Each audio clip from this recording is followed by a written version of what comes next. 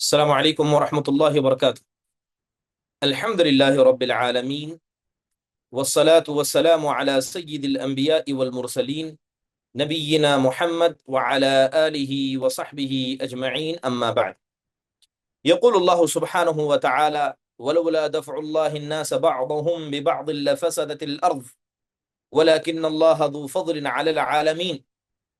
وقال تعالى: وكذلك جعلنا لكل نبي عدوا شياطين الإنس والجن يوحي بعضهم إلى بعض زخرف القول غرورا ولو شاء ربك ما فعلوه فذرهم وما يفترون.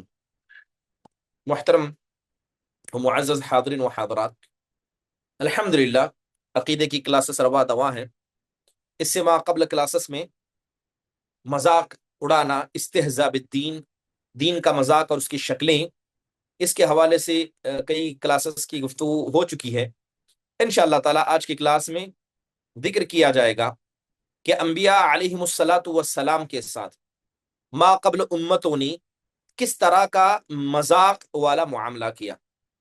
اصل میں وہ مذاق جو انبیاء کے ساتھ کیا گیا وہ اللہ کے دین کے ساتھ مذاق تھا، اور یہی مذاق ما قبل قوموں کے کفر اور ہلاکت کی وجہ بنا۔ لہذا جب اللہ تعالیٰ کی جانب سے کوئی رسول آتا ہے، اس کی تعظیم نہ کی جائے، اس کی عزت نہ کی جائے، اس کی بات کو نہ مانا جائے، گویا حقیقت میں یہ اللہ کی شریعت کی تعظیم نہ کرنا اور اللہ کے دین کا مذاق اڑانا ہے۔ اسی لیے ما قبل قوموں نے جب اس جرم کو انجام دیا، وہ سمجھ رہے تھے کہ ہم تو ہنسی مذاق ایک انسان کے ساتھ کر رہے ہیں جو اپنے آپ کو نبی اور رسول ہونے کا دعویٰ کرتا ہے، مگر اللہ تبارک و تعالیٰ نے صاف کہا کہ تم نے مذاق ہمارے بھیجے گئے نبی کے ساتھ نہیں بلکہ اس دین کے ساتھ کیا، اور اس رب کے ساتھ کیا جو رب تمہارے حساب و کتاب کا مالک ہے۔ اور یہ یقین جانیے کہ یہ اللہ تبارک و تعالیٰ کی سنت رہی ہے کہ ہمیشہ حق اور باطل میں لڑائی چلتی آئی ہے، اور قرآن نے بڑے پیارے انداز سے اس حق کی اور باطل کی لڑائی کو ذکر کیا ہے۔ اللہ تعالیٰ کہتا ہے کہ اگر اللہ تبارک و تعالیٰ چاہتا تو سب کو ایک دین پر بنا دیتا، مگر حقیقت میں لوگ آپس میں ٹکراتے ہیں، اور یہ ٹکرانا زمین میں فساد کی وجہ بن جاتا ہے۔ اللہ تبارک و تعالیٰ نے اس سے پہلے جتنے بھی رسولوں کو بھیجا، سارے رسولوں کے لیے قوم میں دشمن موجود تھے جنہوں نے عداوت دکھائی، دعوت کے مسئلے میں رکاوٹیں پیدا کی، اصلاح کے بعد زمین میں فساد مچایا۔ اس لیے اللہ تبارک و تعالیٰ کہتا ہے وَكَذَلِكَ جَعَلْنَا لِكُلِّ نَبِيٍّ عَدُوًّا، کہ ہم نے ہر نبی کے لیے قوم میں انسان اور جنوں میں سے جو شیطان ہے ان کو نبی کا دشمن بنا دیا تھا۔ اور یہ کیا کرتے؟ یوحی بعضهم الى بعض زخرف القول غرورا، اور یہ کیا کرتے ہیں؟ آپس میں ایک دوسرے کے ساتھ مل کر رسولوں کا مذاق اڑاتے ہیں، اور یہ اسے بہتر معاملہ سمجھتے ہیں۔ حضرت عبد الرحمن بن حسن رحمہ اللہ کہتے ہیں کہ جب بھی توحید کا معارضہ کیا گیا، توحید کے خلاف لوگ کھڑے ہوئے، تو لوگوں نے سب سے پہلے نبیوں کو برا بلا کہا، تاکہ جب نبی کو برا بلا کہا جائے تو ان کی دعوت پر دھبا ویسے ہی لگ جاتا ہے۔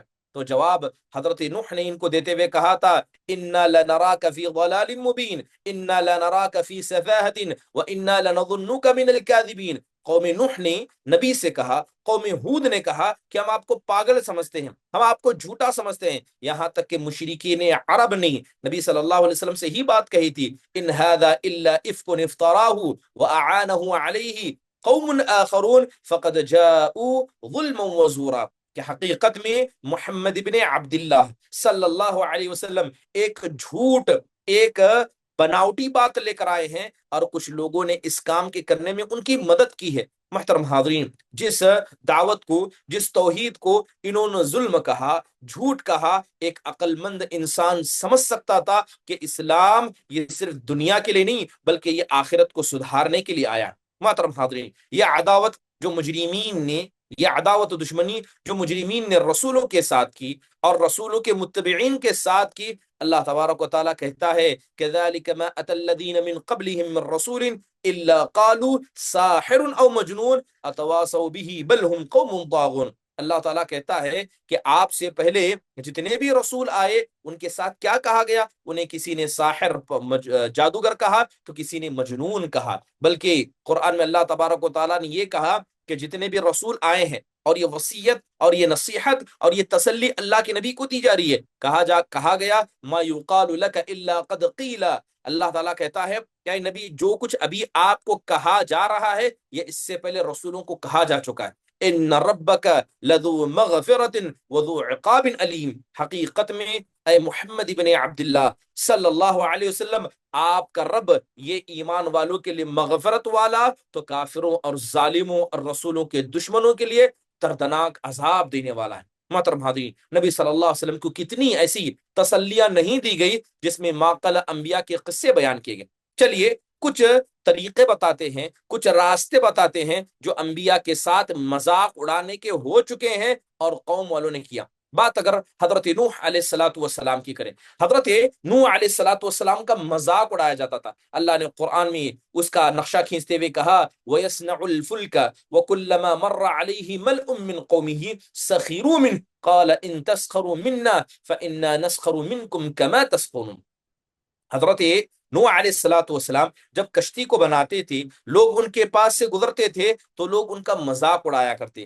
حضرت نوح علیہ الصلوۃ والسلام کہتے کہ اگر تم میرے ساتھ ابھی ہنسی مذاق کر رہے ہو، یاد رکھنا کہ جس طرح تم کر رہے ہو ایک موقع ہمیں اللہ بھی دے گا کہ ہم تمہارا کریں گے۔ تو گویا انہوں نے یہ مذاق اڑایا کہ یہاں پر تو سمندر ہے نہیں، یہاں تو خشکی ہے، اس خشکی میں اتنی بڑی کشتی بنانے کا مطلب کیا ہے؟ تو لوگ کہنے لگے یہ نبی چھوڑ کر اب تو نجار بن گیا، یہ پڑھائی بن گیا ہے کہ نبوت کا کام کرتے کرتے اچانک کشتی بنا لگ گئے۔ اور دوسری بات یہ ہے کہ انہوں نے دیکھا کہ حضرت نوح علیہ الصلوۃ والسلام ایک نبی ہو کر کشتی کو کیسے بنا سکتے ہیں، اور دوسری بات یہاں خشکی سے سمندر میں لے جا کے کشتی کو کیسے چلائیں گے، لہذا مذاق اڑایا کرتی۔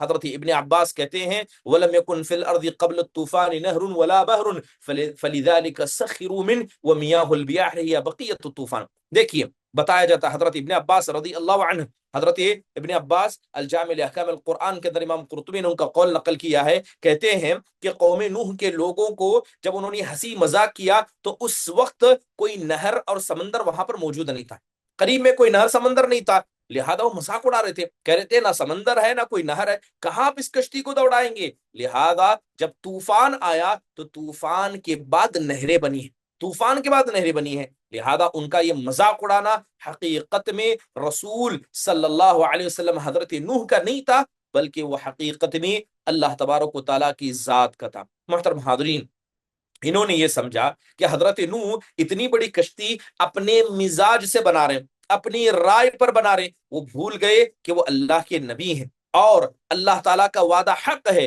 لہذا گالی دی گئی، آپ کے ساتھ ٹھٹا مذاق کیا گیا، بلکہ آپ علیہ الصلوۃ والسلام حضرت نوح کے لوگ جو آپ پر ایمان لائے تھے ان کے ساتھ بھی کہا گیا کہ تم پر ایمان لانے والے ذلیل ہیں، رسوا ہیں، اور آپ پر ایمان لانے والوں کا کوئی مقام و مرتبہ معاشرے میں نہیں ہے، لہذا ایسا ہی کا ساتھ کیا ہے آپ کو جچتا ہے، آپ انہی کے ساتھ رہا کیجیے۔ تو ایمان والوں کا مذاق اڑانا، محترم حاضرین، حقیقت میں ایمان والوں کا مسئلہ یہ رہا ہے کہ ہمیشہ وہ ایمان والے سب سے پہلے اسلام کو قبول کرتے آئے ہیں جو نہ دنیا پرست تھے، نہ جنہیں اللہ تبارک و تعالیٰ نے دنیا سے آزمایا تھا۔ اس کے علاوہ آپ نے دیکھا ہوگا کہ جو حضرت نوح پر کمزور لوگ ایمان لائے تھے اس کے بارے میں لوگ کیا کہتے وَيَا قَوْمِ لَا أَسْأَلُكُمْ عَلَيْهِ مَالًا إِنْ أَجْرِي إِلَّا عَلَى اللَّهِ وَمَا أَنَا بِطَارِدِ الَّذِينَ آمَنُوا إِنَّهُمْ مُلَاقُو رَبِّهِمْ وَلَكِنِّي أَرَاكُمْ قَوْمٌ تَجْهَلُونَ۔ قوم نوح نے کہا کہ نوح ہم تمہاری بات مان سکتے ہیں،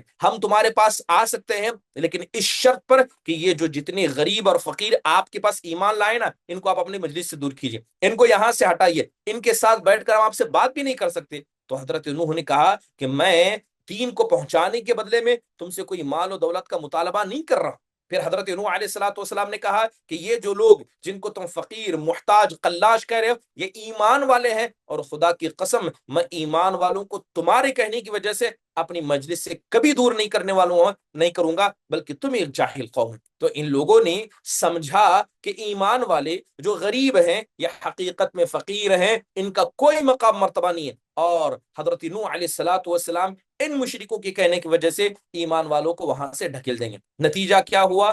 ساری کی ساری قوم ہلاک و برباد ہو گئی۔ حضرت نوح علیہ الصلوۃ والسلام نے بددعا کی، فدعا ربہ انی مغلوب فانتصر ففتحنا ابواب السماء بماء منہمر وفجرنا الارض عیونا فالتقى الماء على امر قد قدر وحملناه على ذات الواح ودسر تجري باعیننا جزاء لمن كان كفر ولقد تركناها آية فهل من مدكر فكيف كان عذابي ونذر۔ سبحان اللہ، سورہ قمر کی آیت کریمہ ہے۔ اللہ تعالیٰ کہتا ہے کہ قوم نوح نے ہمارے نبی نوح کو جھٹلایا اور ہمارے بندے کو انہوں نے پاگل کہا۔ فدعا ربہ، حضرت نوح نے اپنے رب کو پکارا، کہا انی مغلوب، اے میرے پروردگار میں مغلوب ہوں، تو میری مدد فرما۔ تو ہم نے آسمان کے دروازے پانی کے ذریعے کھول دیے، ہم نے زمین کے جو جھرنے تھے ان کو پھاڑ کر رکھ دیا، لہذا آسمان و زمین کا پانی مل اٹھا، اور یہ سب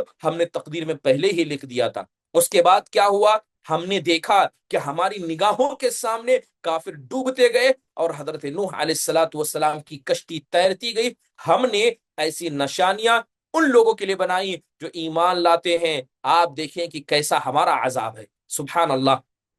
تو یہ قوم نوح کا معاملہ ہوا۔ اس کے علاوہ آپ نے دیکھا ہوگا کہ حضرت ہود علیہ الصلوۃ والسلام کی قوم نے، قوم عاد نے حضرت ہود کو کیا کہا؟ پاگل کہا، جھوٹا کہا، مجنون کہا۔ یہ سب نبی کا مذاق اڑانا تھا، اور اللہ تبارک و تعالیٰ نے اس کی سزا بھی انہیں دی، بلکہ یہ تعجب کرتے ہوئے کہتے ہیں اجعل الآلہۃ الہ واحدہ ان ھذا لشیء عجاب، کہ اے ہود تمہارا مسئلہ کیا ہے کہ ہمارے پاس اتنے خدا ہیں، آپ سب کو ملا کر ایک خدا کی بات کرتے ہو؟ تو یہ تو بڑی تعجب کی بات ہے، یہ تو بڑی تعجب کی بات ہے۔ لہذا ان لوگوں نے حضرت ہود علیہ الصلوۃ والسلام کی بات کو نہیں مانا، بلکہ حضرت ہود کو پاگل کہا، بیوقوف کہا، جاہل کہا، اور ان کا مذاق اڑایا۔ اس کے علاوہ آپ نے دیکھا ہوگا کہ حضرت صالح علیہ الصلوۃ والسلام کے ساتھ قوم سمود نے کیسا معاملہ کیا، بلکہ یہ لوگ حضرت صالح علیہ الصلوۃ والسلام کو نبی ماننے سے انکار کرتے اور کہتے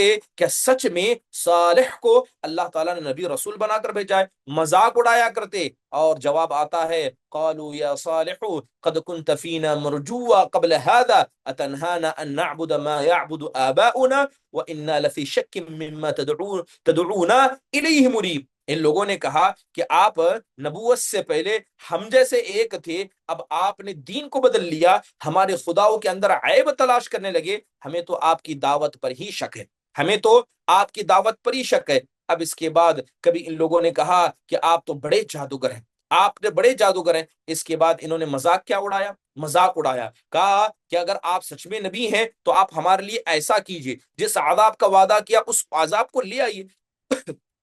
کلم کھلا نبی کا مذاق اڑایا جا رہا ہے۔ اس کے علاوہ حضرت لوط علیہ الصلوۃ والسلام کے ساتھ اہل قریہ صدوم والوں نے یہی معاملہ کیا۔ حضرت لوط علیہ الصلوۃ والسلام کا مذاق اڑایا گیا، ان کے مہمان آئے تو مہمانوں کے سامنے حضرت لوط کو شرمندہ کرنے کی کوشش کی گئی، اور حضرت لوط علیہ الصلوۃ والسلام اس وقت اتنا مجبور ہو گئے تھے۔ سبحان اللہ، اللہ قرآن میں کہتا ہے وَلُوطًا إِذْ قَالَ لِقَوْمِهِ أَتَأْتُونَ الْفَاحِشَةَ مَا سَبَقَكُمْ بِهَا مِنْ أَحَدٍ مِنَ الْعَالَمِينَ إِنَّكُمْ لَتَأْتُونَ الرِّجَالَ شَهْوَةً مِنْ دُونِ النِّسَاءِ بل انتم قوم مسرفون۔ اور حضرت لوط نے اپنی قوم سے کہا کیا تم ایک ایسے فحش کام کو دنیا میں لا رہے ہو جس فحش کام کو اس عالمین میں کسی نے نہیں کیا ہے؟ تم مردوں سے عورتوں کو چھوڑ کر اپنی شہوتوں کو پورا کرتے ہو، تم تو حد سے آگے بڑھنے والی قوم ہو۔ تو قوم لوط کا جواب کیا تھا؟ انہوں نے کہا کہ یہ آدمی اپنے آپ کو بڑا پاکیزہ سمجھتا ہے، اس کو یہاں سے نکال دو، اس قریے سے ہٹا دو۔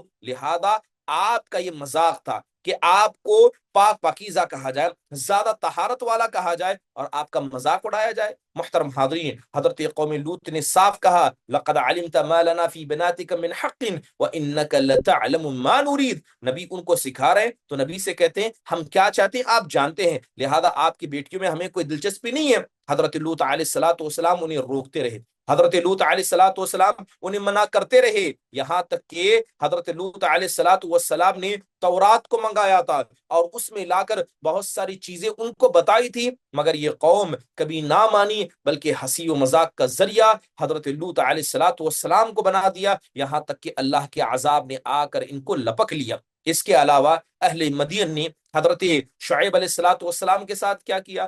حضرت شعیب جب انہیں کہتے کہ ناپ تول میں کمی نہ کرو، ڈنڈی نہ مارو، تو حضرت شعیب سے کہتے کہ یہ آدمی اپنے آپ کو بڑا خیرخواہ سمجھتا ہے، اسے یہاں سے نکال دیا جائے، اور کہتے کہ آپ بڑے کمزور ہیں اور ہماری جماعت بڑی مضبوط ہے، لہذا آپ کی بات یہاں نہیں مانی جائے گی۔ اللہ تعالیٰ نے حضرت شعیب کو بچا لیا اور پورے قوم شعیب کو ہلاکت اور بربادی کے دہانے پر لا کر کھڑا کر دیا۔ اس کے علاوہ آپ اگر دیکھیں کہ یہ انبیاء جن کا ذکر کیا گیا، جس میں حضرت شعیب ہو، حضرت لوط ہو، آپ جانیے کہ بنی اسرائیل نے، خصوصی طور پر یہود و نصارہ نے ان انبیاء کے ساتھ ایسے ایسے گستاخانہ معاملے اپنی کتابوں میں درج کیے ہیں کہ انسان کی زبان سکتے میں آ جائے اس کو بیان کیا جائے۔ حضرت یوسف علیہ الصلوۃ والسلام، ان کے اندر عیب کو ڈھونڈا گیا۔ امام ابن قیم رحم اللہ کہتے ہیں کہ حضرت یوسف علیہ الصلوۃ والسلام کے بارے میں ایسی ایسی غلط باتیں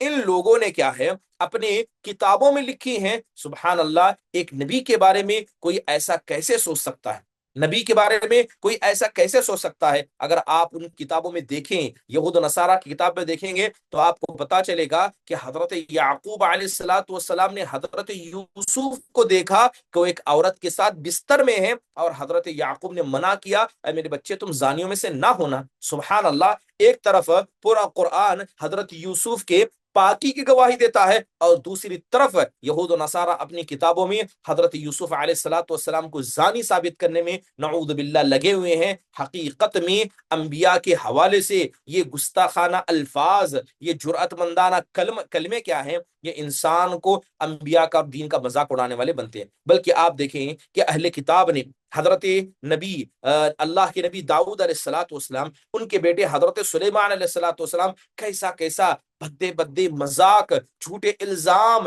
اہل کتاب نے اپنی کتابوں میں لکھ کر رکھی ہیں۔ بلکہ نصارہ نے حضرت داؤد علیہ الصلوۃ والسلام پر الزام لگایا۔ بڑی مشہور کتاب ہے اظہار الحق، اظہار الحق، یہ رحمۃ اللہ کیرانوی رحمۃ اللہ کی بڑی مشہور کتاب ہے۔ آپ جا کر اس کتاب کو پڑھیے کہ دیکھیں کہ اس کے اندر نصارہ نے حضرت داؤد علیہ الصلوۃ والسلام پر کیسے کیسے الزامات لگائے، اور الزام لگا کر کیا ہے انجیلوں کے اندر، چاہے وہ انجیل متی ہو یا انجیل مرقس ہو، ان کے اندر ذکر کیا ہے۔ میں مختصر سے قصے کو تفصیل سے نہ بناتے ہوئے بتاتا ہوں کہ انہوں نے کیا کیا۔ حضرت داؤد علیہ الصلوۃ والسلام ایک مرتبہ اپنی چھت پر چڑھے تھے، تو انہوں نے ایک عورت کو، نعوذ باللہ یہ ان کی کتابوں میں ایسی ہی مذکور ہے، ایک عورت کو انہوں نے نہاتے دیکھا، تو وہ عورت حضرت داؤد کو پسند آ گئی۔ حضرت داؤد نے معلوم کیا کہ وہ کون ہے، تو پتا چلا کہ حضرت داؤد کا ایک فوجی ہے جس کا نام اوریا ہے، یہ ان کی بیوی ہے۔ تو حضرت داؤد نے اس آدمی اوریا کو جنگ میں بھجوا کر قتل کروا دیا، اور حضرت داؤد نے اس اوریا کی بیوی سے زنا کیا، بعد میں اسی سے ان کی اولاد پیدا ہوئی، اور نعوذ باللہ من ذالک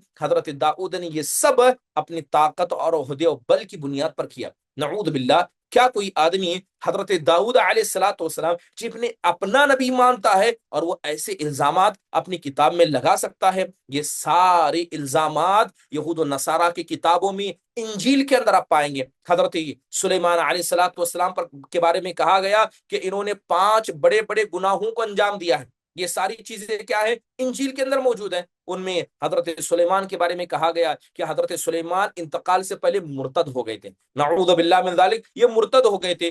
دوسرا بڑا گناہ جو حضرت سلیمان نے کیا تھا کہ انہوں نے یروشلم کے اندر، یعنی بیت المقدس کے اندر، ایک بڑا پہاڑ تھا جس کو قدام کہا جاتا تھا، اس پہاڑ پر حضرت سلیمان نے ایک بڑا بت بنوا دیا تھا، اور اس بت کا ایک گرجا گھر بنا دیا تھا جو آج بھی باقی ہے، اور حضرت داؤد اور سلیمان علیہ الصلوۃ والسلام کے نام کی طرف سے منسوب کیا جاتا ہے۔ سبحان اللہ، حقیقت میں یہ اتنا بڑا الزام حضرت سلیمان علیہ الصلوۃ والسلام کی ذات پر ہے، اللہ تبارک و تعالیٰ ان کا حساب ضرور لے گا۔ جبکہ اللہ تعالیٰ نے قرآن میں حضرت داؤد، حضرت سلیمان علیہ الصلوۃ والسلام کے بارے میں ان کی تعریف میں کیسے الفاظ کہے۔ اللہ کہتا ہے وَوَرِثَ سُلَيْمَانُ دَاؤُدَ وَقَالَ يَا أَيُّهَا النَّاسُ عُلِّمْنَا مَنطِقَ الطَّيْرِ وَأُوتِينَا مِنْ كُلِّ شَيْءٍ إِنَّ هَذَا لَهُوَ الْفَضْلُ الْمُبِينُ۔ اور حضرت داؤد کے وارث بنے حضرت سلیمان علیہ الصلوۃ والسلام. اور حضرت سلیمان نے کہا، اے لوگوں، ہم کو پرندوں کی زبان سکھائی گئی ہے، اور جو کچھ ہم کو دیا گیا یہ سب اللہ تبارک و تعالیٰ کے فضل مبین کی وجہ سے ہے. محترم حاضرین، ان کے یہ جھوٹے الزامات یہی ہیں جس کی وجہ سے اللہ تبارک و تعالیٰ کی لعنت ان پر پڑی. لعن الذین کفروا من بنی اسرائیل علی لسان داؤد وعیسی ابن مریم ذلک بما عصوا وكانوا يعتدون كانوا لا يتناهون عن منکر فعلوه لبئس ما كانوا يفعلون. اس کے علاوہ انبیاء علیہ الصلوۃ والسلام کا مذاق اڑانے کی جو شکلیں تھی وہ حضرت موسیٰ علیہ الصلوۃ والسلام کے ساتھ ہوئی. حضرت موسیٰ کو جادوگر کہا گیا، مجنون کہا گیا، آپ کو جھوٹا کہا گیا. اور یہ سب کام کس نے کیا؟ فرعون نے کیا، حامان نے کیا، قارون نے کیا، اور اس کی فوجی دربار نے کیا. اور اس طرح کے الزامات حضرت ہارون اور حضرت موسیٰ علیہ الصلوۃ والسلام پر لگائے گئے. بلکہ جب حضرت موسیٰ علیہ الصلوۃ والسلام مجلس میں آ کر دین کی دعوت کو پھیلاتے ہیں تو آپ کے بارے میں ہنسی مذاق کی گئی. بھری مجلس میں حضرت موسیٰ علیہ الصلوۃ والسلام کا مذاق اڑایا گیا، زمین میں تکبر کیا گیا. فرعون نے سمجھا کہ ہمارا جادو یہ حقیقت میں جادو ہے، اور حضرت موسیٰ علیہ الصلوۃ والسلام کی جو معجزے ہیں یہ بھی جادو ہے، مگر ہم انہیں ہرا کر رہیں گے. آخرکار فرعون نے چیلنج کرنے کے بعد حضرت موسیٰ علیہ الصلوۃ والسلام حاضر ہوتے ہیں، اور اللہ تعالیٰ کا بتایا ہوا معجزہ وہاں پر ظاہر ہو جاتا ہے. حضرت موسیٰ علیہ الصلوۃ والسلام جب لاٹھی پھینکتے ہیں تو وہ سارے رسیوں کو کھا جاتا ہے. اس وقت اہل ایمان والے جو جادوگر تھے انہیں پتا تھا کہ جادو کی حقیقت کیا ہے، وہ سب مسلمان ہو جاتے ہیں. فرعون کہتا ہے کہ یہ حضرت موسیٰ اور تم سب کی ملی زمین میں ملی بھگت ہے، لہذا تم سب کو میں عذاب دوں گا. مگر ان جادوگروں نے جو صبح صبح مسلمان تھے، جو رات کے وقت ہوتے ہوتے مسلمان ہو گئے تھے، ان لوگوں نے کہا کہ تمہیں جو کرنا ہے کر لینا، ہم کیا ہے تم سے ڈرتے نہیں ہیں. محترم حاضرین، یہ معاملہ صرف اتنا نہیں تھا. حضرت موسیٰ علیہ الصلوۃ والسلام پر الزام لگایا گیا. حضرت موسیٰ اپنی قوم سے دور جا کر نہایا کرتے کیونکہ آپ بڑے حیادار انسان تھے، پردے والے انسان تھے. مگر لوگوں نے کہا کہ حضرت موسیٰ ہم سب کے ساتھ مل کر اس سمندر میں یا نہروں میں برہنہ نہیں نہاتے ہیں، یقیناً ان کو کوئی جلدی بیماری ہے، ان کو کوئی جلدی بیماری ہے، یا ان کے پاس کوئی مصیبت ہے، یا ان کے پاس کوئی عیب ہے جس کو چھپانے کے لیے ایسا کرتے ہیں. اللہ تبارک و تعالیٰ نے ایک پتھر جس پتھر پر حضرت موسیٰ نے اپنے کپڑے رکھے تھے، پتھر کو حکم دیا، پتھر حضرت موسیٰ کے کپڑے کو لے کر بھاگا. اور اسی برہنہ حالت میں حضرت موسیٰ بھاگتے بھاگتے بنی اسرائیل کے سامنے آئے. انہوں نے حضرت موسیٰ کو دیکھا کہ اللہ تعالیٰ نے غضب کی خوبصورتی آپ کو عطا کی، نہ آپ کے جسم پر کوئی عیب تھا، نہ آپ کے جسم کے کسی اور حصے پر. سبحان اللہ. تو لوگوں نے اس طرح کا مذاق اڑایا. اس کے علاوہ حضرت ہارون علیہ الصلوۃ والسلام پر الزام لگایا گیا. خود ان نصارہ نے الزام لگایا کہ جو بت بنایا گیا تھا حضرت موسیٰ علیہ الصلوۃ والسلام جب تورات لانے گئے تھے، وہ بت حضرت ہارون نے بنایا تھا. جبکہ قرآن میں صاف طور پر اللہ تبارک و تعالیٰ نے بتایا کہ حضرت ہارون نے وہ بت نہیں بنایا تھا، بلکہ ایک شخص تھا جس نے یہ بت بنایا تھا. بعد میں آ کر حضرت موسیٰ علیہ الصلوۃ والسلام نے دیکھا تو مارے غصے کے اپنے بھائی کو ڈانٹنے لگے. اللہ تعالیٰ نے اس قرآن کو مکمل طور پر ذکر کیا ہے. حضرت موسیٰ علیہ الصلوۃ والسلام کا غصہ ہونا، حضرت ہارون علیہ الصلوۃ والسلام کو ڈانٹ لگانا، جبکہ یہ سارا کام سامری نے کیا تھا. اللہ تعالیٰ نے ذکر کیا کہ کس طرح حضرت موسیٰ علیہ الصلوۃ والسلام نے اس کو جلا دیا، اور جلا کر کیا ہے اللہ سبحانہ و تعالیٰ کا عذاب ان پر اترا. محترم حاضرین، حضرت موسیٰ علیہ الصلوۃ والسلام نے سامری سے مخاطب ہوتے ہوئے اسے بد دعا دی تھی اور کہا تھا کہ تم نے جو خدا بنی اسرائیل کے لیے بنایا ہے میں اس کو جلاؤں گا، آگ میں پھینک دوں گا. اور حضرت موسیٰ نے حقیقت میں ویسا کیا. حضرت عیسیٰ علیہ الصلوۃ والسلام کیسا مذاق اڑایا گیا. آپ آئے، ساحر کہا گیا، جادوگر کہا گیا، نعوذ باللہ من ذالک، آپ کو ولد الزنا کہا گیا. اور قیامت تک کے لیے بہت سارے لوگوں کا یہ گمان ہے کہ حضرت عیسیٰ علیہ الصلوۃ والسلام نعوذ باللہ من ذالک یہ اللہ تبارک و تعالیٰ کے بیٹے ہیں. محترم حاضرین، کیا یہ انبیاء علیہ الصلوۃ والسلام کے بارے میں گستاخانہ الفاظ نہیں ہیں؟ یقین جانیے کہ جس نے نبیوں کی ذات پر کوئی ایسی چیز کو تھوپا جو حقیقت میں انبیاء جس سے پاک ہیں، وہ انبیاء کا مذاق اڑانا ہے. اور انبیاء کا مذاق اڑانا یہ دین کا مذاق اڑانا ہے. اور دین کا مذاق اڑانے کا مطلب آپ دین سے محبت نہیں کرتے ہیں، دین کی تعظیم نہیں کرتے ہیں، اور کفر آپ کے دل میں آ چکا ہے. محترم حاضرین، یہ تو کچھ شکلیں تھی جو میں نے بتائی کہ کس طرح انبیاء علیہ الصلوۃ والسلام کا مذاق اڑایا جاتا ہے۔ چلیے اب ذکر کرتے ہیں کہ پہلے پہلے زمانے میں، شروعات کے زمانے میں جب اسلام آیا تو کس طرح اللہ تبارک و تعالیٰ کا مذاق اڑایا گیا، دین کا مذاق اڑایا گیا، رسولوں کا مذاق اڑایا گیا، صحابہ کا مذاق اڑایا گیا، اور ایمان والوں کا مذاق اڑایا گیا۔ اس کی کیا شکلیں ہو سکتی ہیں، سب سے پہلے ہم اس کے بارے میں جانیں گے۔ محترم حاضرین، جناب محمد الرسول اللہ صلی اللہ علیہ وسلم جب دین لے کر آئے تھے تو سب سے پہلے جن لوگوں نے دین کا مذاق اڑایا وہ مشرکین مکہ تھے۔ وہ مشرکین مکہ تھے، انہوں نے اللہ کے نبی علیہ الصلوۃ والسلام کے ساتھ مذاق اڑایا، بلکہ اللہ تعالیٰ نے کہا کہ ان الذين يؤذون الله ورسوله لعنهم الله في الدنيا والآخرة واعد لهم عذاب مهینا، کہ جو لوگ اللہ کو، اس کے رسول کو تکلیف پہنچاتے ہیں، اللہ نے ایسے لوگوں پر دنیا میں بھی اور آخرت میں بھی لعنت بھیج دی ہے، اور اللہ نے ذلیل کرنے والا عذاب ان لوگوں کے لیے تیار کر کے رکھا۔ ان لوگوں کی سب سے بڑا گستاخی اللہ کے ساتھ یہ تھی کہ اللہ کی الوہیت میں انہوں نے شرک کیا، اور جب کوئی آدمی اللہ کی الوہیت میں شرک کرتا ہے تو حقیقت میں وہ اللہ تبارک و تعالیٰ کو کم تر سمجھتا ہے،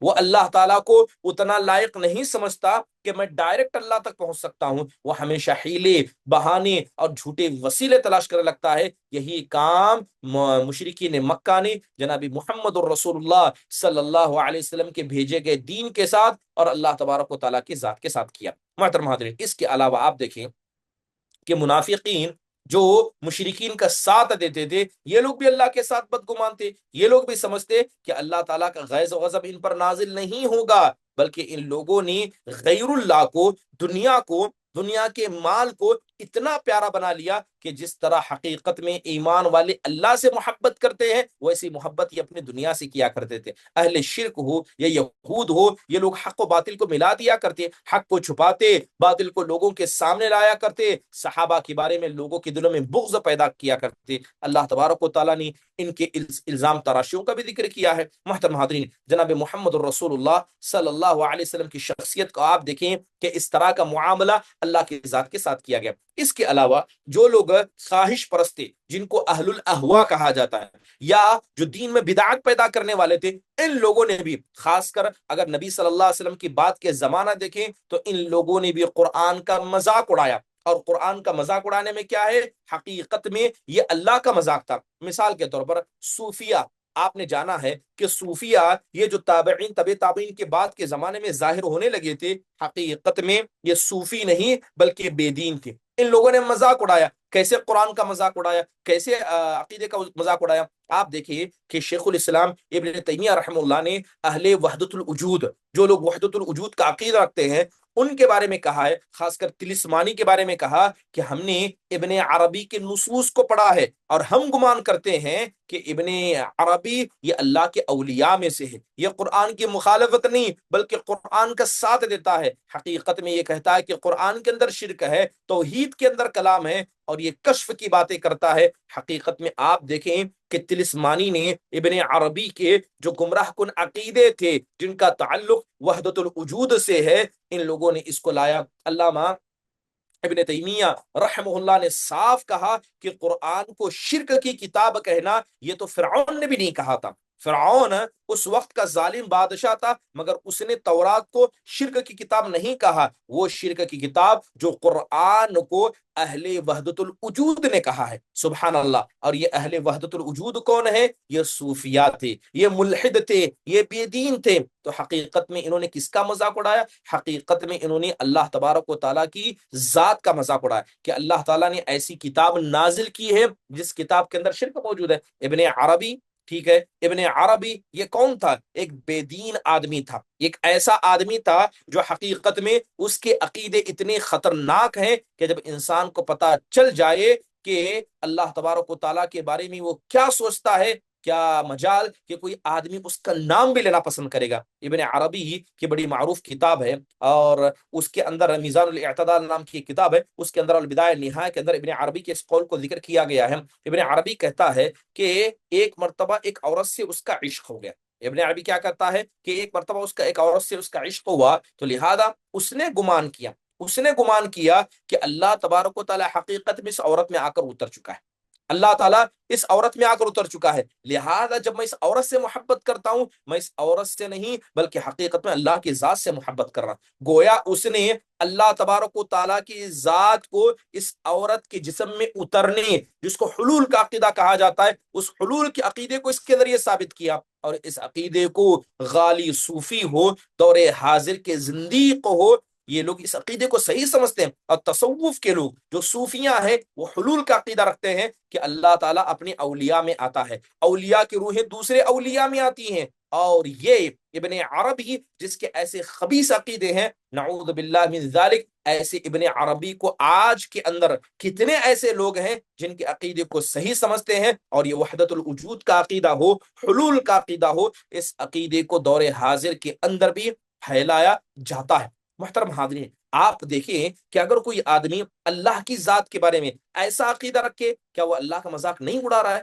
نعوذ باللہ، ایسا وحدت الوجود کا عقیدہ اسے اپنا، یعنی ابن عربی جیسے خبیث النفس شخص کو جو اللہ کے بارے میں اس طرح کی باتیں کہتا ہے، اسے اپنا شیخ کہنا، اس کی باتوں کو ذکر کرنا، کیا کوئی آدمی یا کوئی وہ جماعت جو ان کو اپنا امام کہتی ہے، جن کو ولی کہتی ہے، کیا حقیقت میں کبھی حق پر ہو سکتے ہیں؟ وحدت الوجود کا عقیدہ دور حاضر کے اندر یہ فتنوں والے عقیدوں میں سے ایک بڑا عقیدہ بن چکا ہے۔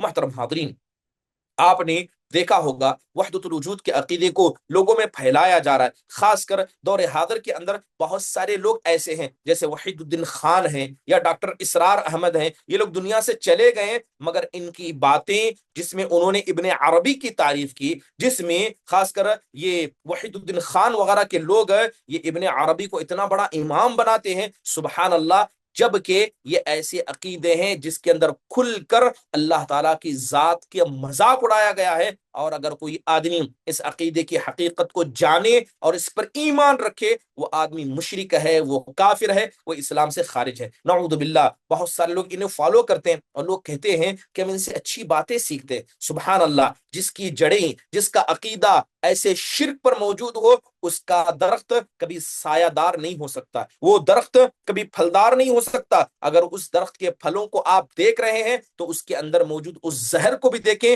جو زہر سیدھا جڑوں سے نکل کر آتا ہے اور اسلام کی بنیاد پر عقیدے پر ہے۔ جس آدمی کا عقیدہ خراب ہے، نہ اس کی اچھی بات لی جائے گی نہ اس کی بری بات لی جائے گی، لہذا ایسے لوگوں سے انسان کو بچ کر رہنا چاہیے۔ محترم حاضرین، اللہ تعالیٰ کا مذاق اڑانا کا مطلب، قرآن حقیقت میں اللہ کا مذاق اڑانے کا ایک طریقہ یہ ہے کہ لوگوں نے قرآن کا مذاق اڑایا۔ جس طرح ما قبل کتابوں کے اندر عیب کو تلاش کیا گیا، قرآن کے اندر بھی عیب کو تلاش کیا گیا۔ مثال کے طور پر آپ نے سنا ہے کہ لوگ کہتے ہیں، سبحان اللہ، کیا کہتے ہیں کہ گانا سننا حرام ہے تو پھر قرآن سننا جائز کیسے ہوا؟ قرآن کو ہم ترنم سے پڑھتے ہیں، گانے کی بھی تو ترنم سے پڑھا جاتا ہے، جب قرآن ترنم سے پڑھنا جائز ہے تو گانے کو ترنم سے پڑھنا کیوں نہیں جائز ہے؟ سبحان اللہ، ایک طرف اللہ کا کلام ہے، ایک طرف عشق و معاشقے کا کلام ہے، اور ان دونوں کو لا کر آپ ان دونوں کا موازنہ کر رہے ہیں۔ کیا نہیں لگتا کہ حقیقت میں اس طرح کا موازنہ یہ قرآن کا مذاق اڑا ہے؟ علامہ ابن تیمیہ رحمہ اللہ نے ایسے لوگوں کا ذکر کیا جو کہتے ہیں کہ ہمیں عشق و معاشقے میں، شعر و شاعری میں، اور ایسے الفاظ جو گانے کے ہیں، اس سے ہمارے دل میں خشوع پیدا ہوتا ہے۔ گانے سن کر بسا اوقات ہمیں رونا آ جاتا ہے، بلکہ بسا اوقات دل میں اللہ کا ڈر پیدا ہو جاتا ہے، اور ایسے لوگ قرآن سے دور بھاگتے ہیں، اور قرآن کا موازنہ اس کے ساتھ کیا جاتا ہے۔ قرآن میں اللہ نے ایسے لوگوں کے بارے میں کہا، قل اب اللہ و آیاتہ و رسولہ کنتم تستہزئون، اے نبی صلی اللہ علیہ وسلم کہہ دیجئے، کیا تم اللہ کے ساتھ، اس کی آیتوں کے ساتھ، اس کے رسول کے ساتھ یہ حسین مذاق والا کام کرتے ہو؟ سبحان اللہ، گانا بجانا اسلام نے حرام قرار دیا۔ صوفیہ کے نزدیک جائیے، گانا بجانا یہ دین کا حصہ ہے، جھومنا، ترنم میں آنا یہ دین کا حصہ ہے۔ قرآن تو نہیں پڑھیں گے مگر گانے بجانے کو اپنا دین سمجھیں گے۔ ابھی آپ نے میلاد النبی کے موقع پر دیکھا گیا کہ نبی صلی اللہ علیہ وسلم کی محبت کے نام پر بے حیائی کی گئی، نبی صلی اللہ علیہ وسلم کے محبت کے نام پر لوگوں نے کیا ہے، ڈی جے لگوائے، ڈانس کیا، گانے بجانے کیے۔ کوئی آدمی مکہ مدینہ کے اسٹیچو بناتا ہے، لے جا کر گٹر میں اسے پھینک دیتا ہے، کوئی اس کا مذاق اڑاتا ہے۔ سبحان اللہ، یہ سارے کام دور حاضر کے اندر کیے گئے، اور حقیقت میں یہ قرآن کو چھوڑ کر اس طرح کی بدعتوں کو وجود میں لانا اور انہیں دین کا حصہ سمجھنا یہ حقیقت میں بدعت نہیں تو کیا ہے؟ اس کے علاوہ قرآن کو ہلکا سمجھنا یا قرآن کو مذاق اڑانا، اس کا جو ایک نیا طریقہ جو پہلے بھی موجود تھا، اس کے اندر یہ بہت سارے ایسے طریقے بتائے گئے ہیں، بلکہ بہت سارے ایسے کام ہوئے ہیں جو ماقبل لوگوں نے کیے ہیں جس کے اندر قرآن کا مذاق اڑایا گیا ہے۔ جیسے کہ امام اصفہانی رحمہ اللہ نے عبد الملک بن مروان کے بارے میں ذکر کیا ہے کہ جب وہ مدینہ سے قریب آیا تھا تو بہت سارے لوگ اس کے پاس آئے اور آ کر اس سے کیا ہے ذکر کرنے لگے اور کہنے لگے اے امیر المؤمنین، ہمارا مسئلہ ایسا ہے، ہمارا مسئلہ ویسا ہے۔ لہذا انہوں نے مدینۃ المنورہ کے بارے میں کچھ باتیں اس کے سامنے کہی اور کہا کہ ہم نے یہ نظر مانی ہے کہ ہم ایسا کام کریں گے۔ تو عبد الملک بن مروان نے کہا کہ اگر تمہاری نظر ہے تو تم مانو، میں تمہاری نظر کے درمیان نہیں آؤں گا۔ لیکن حقیقت میں دیکھا گیا تو ان لوگوں نے اللہ تبارک و تعالیٰ کے کلام کا مذاق اڑانا ہی اصل میں ارادہ کیا تھا، اللہ کے کلام کا مذاق اڑانا، کیونکہ قرآن میں اللہ تعالیٰ کہتا ہے یوفون بالنذر، کہ ایمان والے یہ اپنی نظر کو پورا کرتے ہیں۔ تو ان لوگوں نے نظر مانی تھی کہ جب امیر المؤمنین آئے گا تو ہم ڈول بجائیں گے، امیر المؤمنین آئے گا تو ہم ڈانس کریں گے۔ اور ان لوگوں نے کیا کہا کہ آپ آئے ہیں تو ہم ڈول بجائیں گے، آپ آئے تو ہم ڈانس کریں گے۔ ایسا کیوں کریں گے؟ کیونکہ ہم نے نظر مانی ہے، اور قرآن میں اللہ کہتا ہے کہ اپنی نظر کو پورا کرو۔ سبحان اللہ، یہ کیا قرآن کا مذاق نہیں ہے؟ قرآن کی آیتوں کا اس طرح آپ استعمال کریں گے، قرآن کی آیتوں کو آپ اس طرح ڈھالیں گے اور اسے دین کا حصہ سمجھیں گے۔ حقیقت میں جس آدمی نے قرآن کے مطلب کو اپنے مطلب کے اعتبار سے سمجھا، اس نے قرآن کو ہلکا سمجھا، قرآن کا مذاق اڑایا۔ اور ایسے بہت سارے معاملات کو آج ہم دیکھتے ہیں، بہت سارے معاملات کو آج ہم ایسا ہوتے دیکھتے ہیں کہ لوگ قرآن میں کیا ہے اپنی منمانی تفسیر کرتے ہیں اور اسے دین کا حصہ سمجھتے ہیں، جبکہ حقیقت میں یہ نہ دین کا حصہ ہے بلکہ یہود و نصارہ کی روش پر چلنا ہے، جنہوں نے کیا ہے اپنی کتاب کو برباد کر دیا، کتاب کے اندر ایسی چیزوں کو لا کر رکھ دیا جو کبھی دین کا حصہ بھی نہیں تھی۔ محترم حاضرین، دور حاضر کے اندر یا یوں کہیے ما قبل کے لوگوں نے جو قرآن کا مذاق اڑایا، اس میں سب سے سر فہرست نام آتا ہے جہمیہ کے ایک فرقے کا۔ جہمیہ ایک فرقہ تھا اور اس میں سب سے بڑے اس کے سردار جہم بن صفوان کا۔ جہم بن صفوان، ایک مرتبہ اس کا مسئلہ یہ ہوا کہ ایک مرتبہ اہل مرو کی جگہ ہے، وہاں پر اس کا ایک دوست تھا، جہم بن صفوان کا دوست تھا، تو اس نے ایک مرتبہ اسے بلایا، بلانے کے بعد بات چیت ہوئی اور کچھ آیتیں پڑھ کر سنائی گئی، کچھ آیتیں پڑھ کر سنائی گئی، تو اچانک ایک آیت اس میں سے یحییٰ نام کا ایک شخص تھا تو بھول گیا۔ تو پوچھا گیا کہ سورہ طٰہٰ کی آیت تھی، تم کیسے بھول گئے؟ تو کہنے لگے ہو سکتا ہے کہ اللہ کے نبی علیہ الصلوۃ والسلام ہی بھول گئے ہوں گے، یعنی مجھے یاد نہیں ہے، ہو سکتا ہے کہ آیت نازل نہ ہوئی ہو۔ اس طرح کا لفظ جب اس نے کہا کہ ہو سکتا ہے کہ اللہ کے نبی ہی بھول گئے ہو سکتا ہے اللہ کے نبی ہی کو معلوم نہ ہو، حقیقت میں اس بات کو کیا ہے جہم بن صفوان سننے کے بعد ہنستا ہے اور حضرت موسیٰ علیہ الصلوۃ والسلام کا قصہ یاد کرتا ہے کہ حضرت موسیٰ علیہ الصلوۃ والسلام بھی بہت ساری چیزیں بھول گئے تھے، انہوں نے کپڑے رکھے، کپڑے بھول کر نہانے لگے، جانے لگے، جب پتھر کپڑے لے کر بھاگ رہا تھا تب حضرت موسیٰ کو کپڑے یاد آئے اور حضرت موسیٰ اس کے پیچھے چلے تھے۔ سبحان اللہ، انبیاء کے بارے میں اس طرح کی باتیں کرنا کہ اللہ کے نبی بھول گئے تھے، جس طرح موسیٰ علیہ الصلوۃ والسلام بھول گئے تھے، مصحف کے بارے میں اس طرح کی باتیں کرنا، حقیقت جانے یہ قرآن کا مذاق اڑانے کے برابر ہے۔ محترم حاضرین، اسی طرح دین کے جو طریقے ہیں، دین کا اصل ہے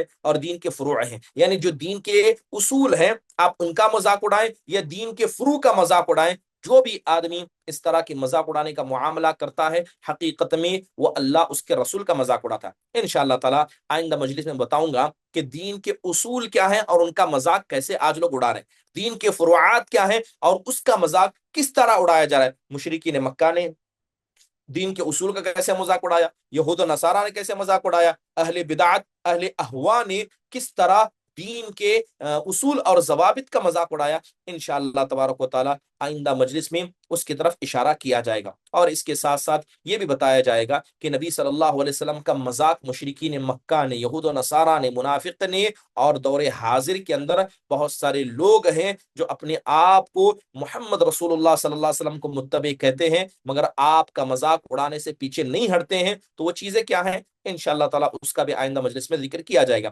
اللہ تعالیٰ سے دعا ہے اللہ تبارک و تعالیٰ ہم سب کو اپنے ایمان کی حفاظت کرنے والا اور استہزاء بالدین، یہ جو دین کا مذاق ہے، اس سنگین جرم سے اللہ تعالیٰ ہم سب کو بچا کر رکھے، اور جو بھی لوگ جانے انجانے میں دین کا مذاق اڑاتے ہیں، اللہ تعالیٰ ایسے لوگوں کو ہدایت دے، اللہ تعالیٰ انہیں ایمان کی روشنی عطا فرمائے، اللہ تبارک و تعالیٰ انہیں توبہ کو توفیق دے، آمین۔ اگر کسی کو سوال ہو تو مختصر انداز سے سوال پوچھ لے۔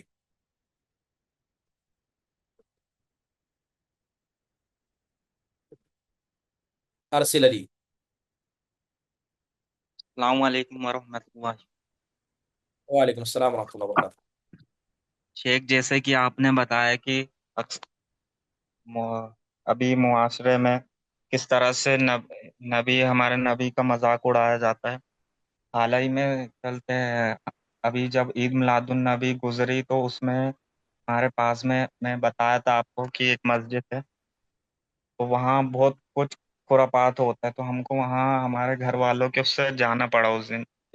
اس دن ہالیڈے بھی ہو گیا، تو ہمارے گھر والوں سے چھپ کے دوسری مسجد میں جاتے ہیں، تو ادھر ہم گئے تحت المسجد، ہم نماز پڑھ رہے تھے 2 رکعت، تو انہوں نے ہم کو نیت باندھنے سے پہلے ہی ہم کو بٹھا دی، اور وہاں یہ چل رہا تھا کہ مطلب کچھ نعت وغیرہ کر رہے تھے وہ، اور مسجد میں حاضر ہو کے کیا بولتے ہیں وہاں پہ سب ان کو پیسے دے رہے ہاتھ پہ، یہ معاملات ہو رہے تھے وہاں پہ، اور ان نے ہم دیکھیے کو ابھی تحت تو المسجد بھی پڑھنے سے ابھی تو روک آپ نے دیے وہ تھے۔ معاملات، دیکھیے ارسل صاحب، ابھی آپ نے معاملات دیکھے نہیں ہے جو انسان کو شرک تک لگ جاتے ہیں۔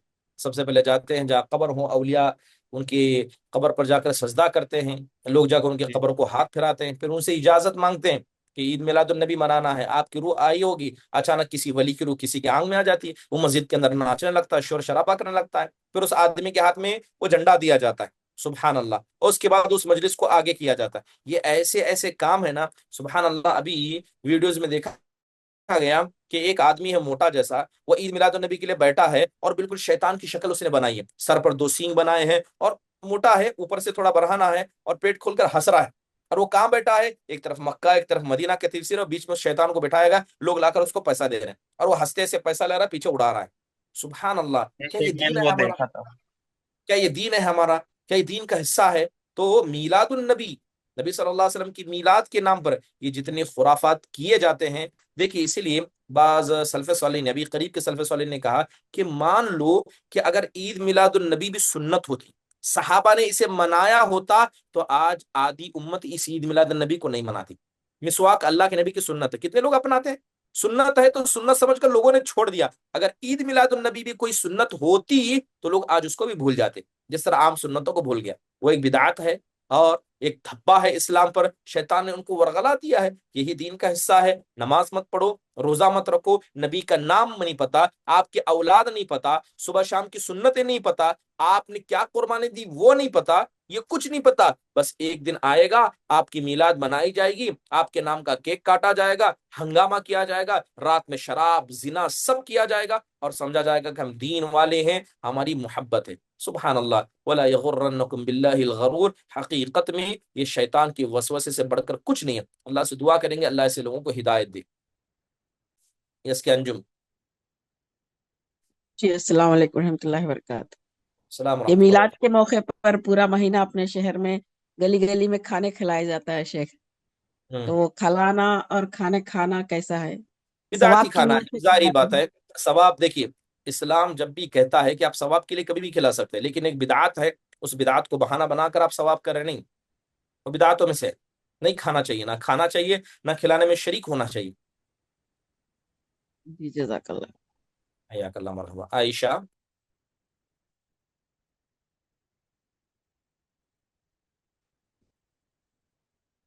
شیخ وہ پوچھنا تھا، جمعہ کی نماز عورتوں کے لیے بھی فرض ہے کیا؟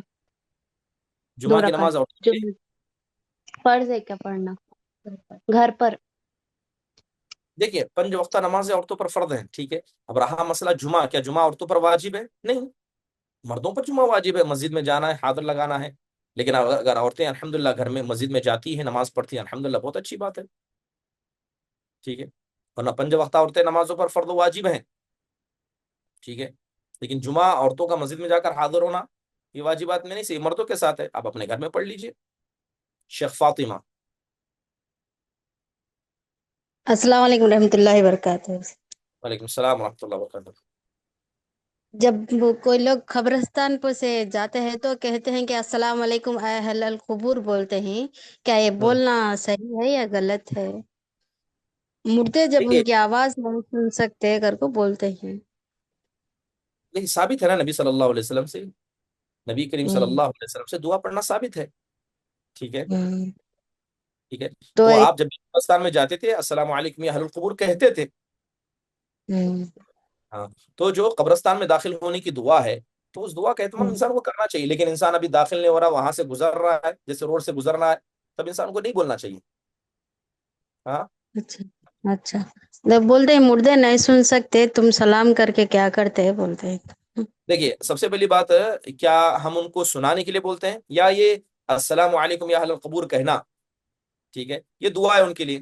السلام علیکم دار قوم مؤمنین وانا ان شاء اللہ بكم لاحقون. جب زیارت انسان کرے اللهم اغفر له ورحمه واعفه واعف عنه واكرم نزله، یہ جو دعائیں پڑھی جاتی ہیں یہ دعا ہے کہ کیا ہے؟ یہ مردوں کے لیے دعا ہے اصل میں، یہ سلام نہیں ہے کہ وہ سلام کا جواب دیں گے. اچھا، ٹھیک ہے، ٹھیک ہے۔ یہ قبروں کی زیارت کے وقت یہ ثابت دعا ہے. السلام علیکم دار قوم مؤمنین وانا ان شاء اللہ بكم لاحقون وسيرحم الله المستقدمين منا والمستاخرين نسال الله لنا ولكم العافيه. یہ دعاؤں میں سے ہیں. اچھا اب لوگ کہتے ہیں اب اسے بہانہ بناتے، جب قبریں سنتی نہیں ہیں، مردے سنتی نہیں، تو اب کیوں بولتے ہیں؟ ہم ان کو ہوں سنانے کے لیے، ان کو دعا دینے کے لیے بولتے ہیں. سلام دعا ہے کہ نہیں دعا ہے؟ ہے ٹھیک ہے، دعا۔ سلام دعا ہے. ٹھیک ہے، تو اور یہی دعا کی نیت تو سے ہم روڈ کہتے ہیں، پر سے نیت سے کبھی سلام نہیں روڈ کرتے کہ روڈ وہ ہماری دعاؤں کو سنیں گے. ہوں اور تو یہ روڈ پر سے زیارت نبی جاتے صلی وقت اللہ نہیں علیہ وسلم، پڑھنا چاہیے کہتے۔ صحیح مسلم وغیرہ کی روایتوں میں ہے کہ نبی صلی اللہ علیہ وسلم اور آپ کے اصحاب جب بھی قبرستان کو نکلتے یہ دعا بولا کرتے تھے. اچھا اب کئی ایک سارے اس کے الفاظ ہیں. تو روڈ یہ پر سے گزرتے وقت نہیں بولنا چاہیے۔ جب آپ قبرستان میں داخل ہو رہے ہو تب آپ کو بولنا چاہیے. ٹھیک ہے، اچھا اچھا جی شکریہ، جزاک اللہ خیر۔ جی اللہ تعالیٰ. عائشہ، ایک معذرت چاہتی ہوں، مجھے آپ کا جواب نہیں سمجھا. آپ نے بولے جمعے کی نماز پڑھ سکتی ہے، تو گھر میں وہ 12 رکعت کے علاوہ ہوتی ہے کیا ظہر کی، جمعہ؟ دیکھیے جمعہ عورتوں کے لیے جیسے میں نے ابھی آپ کے سامنے بتایا کہ جمعہ کا مسئلہ یہ مسجدوں کے ساتھ خاص ہے. ٹھیک ہے، ہاں جمعہ کا مسئلہ کیسا ہے؟ یہ مسجدوں کے ساتھ خاص ہے، لہذا جمعہ عورتوں پر واجب نہیں ہے. ٹھیک ہے. جی اب گھر کے اندر جو آپ سنتیں پڑھتی ہیں بالکل پڑھ سکتے سنتیں. ٹھیک ہے، گھر کے اندر جو سنتیں پڑھتی ہیں پڑھنا چاہیے. جو بھی سنتیں ثابت ہے اس کو پڑھیے، انشاءاللہ تعالیٰ اس کا ثواب طے ہے. اور عورت کی سب سے افضل نماز اس کی اپنے گھر میں. حیاک اللہ مرحبا. ارسل علی. شیخ میرا ایک سوال تھا آپ سے کہ میں جیسے آپ کو سچویشن بتایا تھا شیخ، وہ سر امام بھی وہاں کا جیسے ایسا رہے جو خرافات میں ملوث ہے، تو شیخ ایسی مسجدوں میں ہمیں جیسے ہم کئی سچویشن پھنس جاتے ہیں، جیسے ہم گھر والوں کی وجہ سے ہمیں جانا پڑے، یا پھر ہم ایسے وقت ہو گیا ہے جہاں ہم اہل حدیث کی مسجد پہ تو نہیں جا سکتے، مطلب وقت ختم ہو گیا ہے وہاں، تو وہ ہو گیا ہے اور وہاں کوئی مسجد بھی نہیں ہے، ہمارے علاقے میں ایسا ہے، اور پھر کہیں جا کے بھی نہیں پڑھ سکتے، تو شیخ کیسا کرے؟ پھر وہ مسجد میں جائیں گے تو وہاں رفع الدین کر لیں گے تو سر شیخ وہاں دقت کھڑی ہو جاتی ہے۔ ہاں ٹھیک ہے، اگر فتنے سے بچنے کے لیے آپ رفع الیدین نہیں کرتے ہیں، ٹھیک ہے، صرف فتنے کی نیت سے، تو انشاءاللہ تعالیٰ جی اللہ تعالیٰ کے نزد ثواب طے ہوگا. لیکن جا کر زبردستی رفع الیدین کرنا، ہنگامہ مچانا، ٹھیک ہے، یہ سب انسان کو نہیں کرنا چاہیے. جی جزاک اللہ خیر۔ حیاک اللہ مرحبا. چیٹ باکس میں پھر وہی سوال آیا ہے جس کا جواب میں نے ابھی دیا تھا. کیا جمعہ عورتوں کے لیے واجب؟ جیسے ہمیں بتایا کہ جمعہ کی نماز عورتوں پر واجب نہیں ہے، یہ مردوں پر صرف واجب ہے. عورتیں عام ظہر کی نماز پڑھیں گی اپنے گھر میں، جیسے ظہر کی پڑھتی ہیں ویسے پڑھیں گی. لیکن اگر کوئی عورت مسجد کے لیے جمعہ کے لیے جانا چاہتی ہے تو کوئی حرج کی بات نہیں ہے. لیکن وہی پردے کا خیال کر کے اور خوشبو نہ لگا کے جو اسلام نے بتائیں اس کے ساتھ جائے. ٹھیک ہے، اور وہ یہ بات یاد رکھیے کہ جب عورت جمعہ کی نماز چھوڑ کر گھر میں ظہر ادا کرتی ہے تو انشاءاللہ تعالیٰ اس کا ثواب طے ہے. ٹھیک ہے، اور اللہ کے نبی علیہ الصلوۃ والسلام نے جو کہا اذا صلت المرأۃ، یعنی عورت جو 5 وقتہ نمازوں کی پابندی کرتی ہے اس کے اندر یہ آتا ہے. ٹھیک ہے، تو عام ظہر کی نماز کو عورت ادا کرے گی، اگر وہ مسجد جاتی ہے، الحمدللہ جمعہ سنتی ہے، خطبہ سنتی ہے تو اچھی بات ہے، اس کا ثواب انشاءاللہ تعالی اللہ تعالیٰ ضرور عطا کرے گا۔ اور چاہے جمعہ ہو، جیسے ظہر ہو یا کوئی بھی سنت ہو، فرض ہو، عورت کا اپنے گھر میں نماز پڑھنا افضل ہے، ٹھیک ہے۔ اور اگر کوئی عورت جمعہ جا کر پڑھ لیتی ہے تو اسے پھر ظہر ادا کرنے کی ضرورت نہیں ہے۔ یہ بھی سوال پوچھا گیا ہے کہ اگر جمعہ پڑھ لے تو کیا گھر میں، نہیں نہیں، ایک بار جمعہ پڑھ لے کافی ہے، پھر آپ کو آ کر 2 رکعت اور گھر میں پڑھنے کی ضرورت نہیں ہے، ٹھیک ہے، ٹھیک ہے۔ چلیے اچھی بات ہے، اسی کے ساتھ اس مجلس کے اختتام کا اعلان کیا جاتا ہے۔ اللہ تعالیٰ سے دعا ہے کہ اللہ تبارک و تعالیٰ ہم سب کو صحیح دین کی توفیق نصیب فرمائے۔ ختم مجلس کی دعا پڑھیے، سبحانک اللہم و بحمدک، اشہد ان لا الہ الا انت استغفرک و اتوب الیک۔ السلام علیکم ورحمۃ اللہ وبرکاتہ۔